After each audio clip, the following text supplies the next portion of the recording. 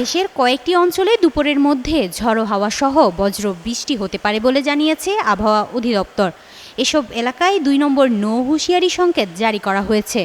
আবহাওয়া অফিস জানায়, আজ ভোর ৫টা থেকে দুপুর ১টা পর্যন্ত দেশের অভ্যন্তরীণ নদীবন্দর সমূহের জন্য দেওয়া পূর্বাভাস অনুযায়ী রংপুর, ময়মনসিংহ ও সিলেট অঞ্চলের উপর দিয়ে পশ্চিম উত্তর পশ্চিম দিক থেকে ঘন্টায় ৬০ থেকে ৮০ কিলোমিটার বেগে দমকা হাওয়া সহ ঝড় বয়ে যেতে পারে।